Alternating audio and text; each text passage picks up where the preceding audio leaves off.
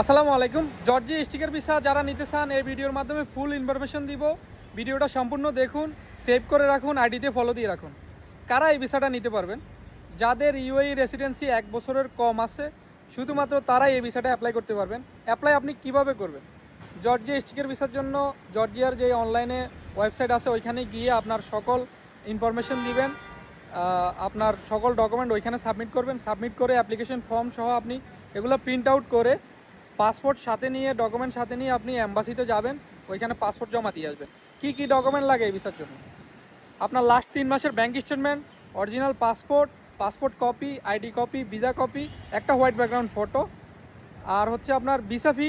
এটার জন্য মাত্র 74 দেরাম।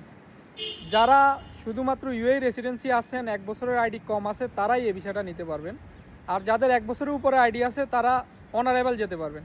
তো যারা জর্জিয়ার স্টিকার ভিসা নিতে চান, আমার মাধ্যমে নিতে চাইলে আপনি আমার হোয়াটসঅ্যাপ নাম্বারে মেসেজ করুন, বা এতে নাম্বার মেনশন করা আছে, কল করুন, অথবা চাইলে আমার অফিস ভিজিট করতে পারেন।